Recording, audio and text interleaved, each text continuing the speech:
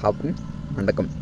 இன்றைக்கி தினந்தி பேப்பரில் ஒரு நியூஸ் முக்கியமானது. ஓகேவா, நெல்லையில் அன்புக்கு இயங்கும் அன்புச்சுவர் அப்படிங்கிற ஒரு ஹெட்டிங்கில் நியூஸ் இருக்குது. ஓகேவா, அன்புச்சுவர் அப்படிங்கிறது ஒரு திட்டம். ஓகேவா, அது ஒரு பிளான்.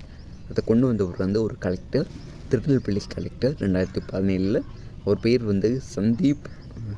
சந்தீப் குமார்னு நினைக்கிறேன். ஓகேவா, அந்த திட்டத்தோட நோக்கம் என்ன அப்படின்னா, இப்போது பழைய துணிகளை யாரும் யூஸ் பண்ண மாட்டாங்க. ஓகேவா, யூஸ் பண்ண பழைய துணிகளில் ஒரு இடத்துல போட்டுடணும். ஓகேவா, போட்ட பிறகு அந்த துணியை தேவைப்படுறவங்க இருப்பாங்கல்ல, மேபி அவங்களுக்கு பிடிச்சதை எடுத்துக்கலாம். ஸோ அதுக்காக ஒரு நல்ல திட்டம். ஓகேவா, அது இப்போ ஒரு செயல் இல்லாமல் இருக்குதுன்னு சொல்கிறாங்க. அது ஏன் அப்படின்னா, அதில் ரொம்ப கிட்டத்தட்ட ஒரு 7 வருஷம் எந்த ஒரு செயலும் இல்லாமல் அப்படியே மங்கி போய் கிடக்கு அப்படின்னு சொல்கிறாங்க. அதான் அன்புக்கு இயங்கும் அன்புச்சுவர். ஓகேவா, அப்படின்னு கேட்டிங்களே நியூஸ் கொடுத்துருப்பேன். உங்களுக்கு துணி தேவை, பழைய துணி தேவை அப்படின்னா பாளையங்கோட்டை அந்த நம்ம ஐக்ரூன் போகிற வழியில் துணி அன்புச்சுவர் அப்படிங்கிற கேட்டிங்கில் ஒரு சுவர் பக்கத்தில் துணியாக போட்டிருப்பாங்க பாளையங்கோட்டை கிட்ட.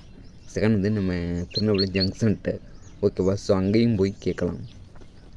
இது யாரான்னு போகலாம், இவங்க தான் கிடையாது. ஓகேவா, ஸோ இது ஒரு நல்ல திட்டம். ஆனால் ஏன் இது மக்கா வச்சுட்டாங்கன்னு தெரியல.